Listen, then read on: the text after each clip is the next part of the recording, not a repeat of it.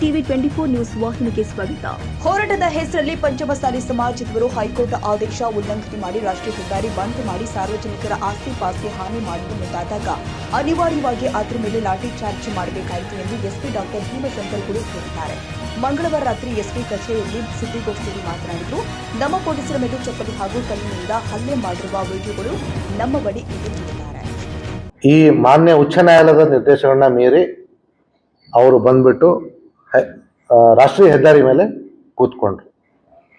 ಅದ್ರ ಜೊತೆಗೆ ಅಷ್ಟಾದರೂ ಕೂಡ ನಾವು ಅವರ ಮನವೊಲಿಸಲಿಕ್ಕೆ ತುಂಬ ಪ್ರಯತ್ನ ಕೂಡ ನಡೆಸ್ತಾ ಇದ್ವಿ. ಅವರು ಕೂಡ ಅವರಿಗೆ ತುಂಬ ಹೇಳಿದ್ರು.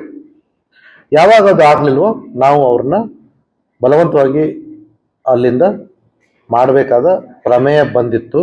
ಅವರಿಗೆ ಅಷ್ಟಾದರೂ ಕೂಡ ಮನವೊಲಿಸಲಿಕ್ಕೆ ನಾವು ಮಾಡ್ತಾ ಇದ್ದೀವಿ. ಈ ಮಧ್ಯದಲ್ಲಿ ತಾವುಗಳು ಕೂಡ ಅಲ್ಲಿದ್ರಿ, ನೋಡಿದ್ರಿ, ಹಲವಾರು ಬ್ಯಾರಿಕೇಡ್ಗಳನ್ನ ಅವರು ಮುರಿದು ಹಾಕಿದ್ರು. ತದನಂತರ ಅಚಾನಕ್ಕಾಗಿ ಕಲ್ಲು ತೂರಾಟ, ಭಾರಿ ಕಲ್ಲು ತೂರಾಟ ಮತ್ತೆ ಚಪ್ಪಲಿ ತೂರಾಟ ಶುರು ಆಯ್ತು. ನಮ್ಮ ಹತ್ರ ವಿಡಿಯೋಗಳಿದ್ದಾವೆ, ತಾವುಗಳು ಕೂಡ ಅಲ್ಲಿದ್ರಿ, ತಾವು ನೋಡ್ಬೋದು ಈ ವಿಡಿಯೋಗಳಲ್ಲಿ ಯಾವ ರೀತಿ ಅವರು ಕಾನೂನನ್ನ ಕೈಗೆತ್ತಿಕೊಂಡು ಕಾನೂನನ್ನ ಮುರಿದು, ಜೊತೆಗೆ ಮಾನ್ಯ ಉಚ್ಚ ನ್ಯಾಯಾಲಯದ ಆದೇಶವನ್ನ ಕಡೆಗಣನೆ ಮಾಡಿ ಈ ಕಲ್ಲು ತೂರಾಟ ನಡೆಸೋರಂತ. ಇಷ್ಟೆಲ್ಲ ಆದ್ಮೇಲೆ ನಾವು ಸಾರ್ವಜನಿಕರ ಹಿತಾಸಕ್ತಿಗೋಸ್ಕರ ಮತ್ತೆ ಪಬ್ಲಿಕ್ ಪ್ರಾಪರ್ಟಿ ಮತ್ತೆ ಪಬ್ಲಿಕ್ ಲೈಫ್ ಅನ್ನ ಉಳಿಸ್ಕೊಳ್ಳೋಕ್ಕೋಸ್ಕರ ನಮ್ಮ ಅವಶ್ಯಕತೆಗೆ ಅನುಗುಣವಾಗಿ ಮಿನಿಮಮ್ ಬಲ ಪ್ರಯೋಗ ಮಾಡಲಿಲ್ಲ ಅಂತಂದ್ರೆ ನಾವು ಮಾನ್ಯ ಉಚ್ಚ ನ್ಯಾಯಾಲಯದ ಆದೇಶವನ್ನ ಉಲ್ಲಂಘನೆ ಮಾಡಿದಂಗೆ ಆಗ್ತಾ ಇತ್ತು. ಯಾಕಂದ್ರೆ ಅವರು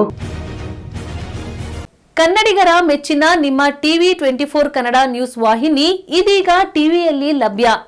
ಕರ್ನಾಟಕ ಮತ್ತು ದೇಶ ವಿದೇಶದ 360 ಡಿಗ್ರಿ ಸುದ್ದಿ ಹಾಗೂ ಉತ್ತರ ಕರ್ನಾಟಕ, ಬೆಳಗಾವಿ, ಬಾಗಲಕೋಟೆ, ಧಾರವಾಡ, ಹಾವೇರಿ, ಗದಗ, ಬಿಜಾಪುರ ಜಿಲ್ಲೆಯ ಕ್ಷಣ ಕ್ಷಣದ ವಿವರವನ್ನ ಪಡೆಯುವುದಕ್ಕೆ ಟಿವಿ 24 ಕನ್ನಡ ನ್ಯೂಸ್ ವಾಹಿನಿಯನ್ನ ಲೈಕ್ ಮಾಡಿ, ವಿಡಿಯೋಗಳನ್ನ ಶೇರ್ ಮಾಡಿ, ಕಮೆಂಟ್ ಮಾಡುವ ಮೂಲಕ ನಮ್ಮ ವಾಹಿನಿಗೆ ಸಹಕಾರ ನೀಡಿ ಮತ್ತು ಚಾನೆಲ್ ಅನ್ನ ಸಬ್ಸ್ಕ್ರೈಬ್ ಮಾಡಿ. Thank you.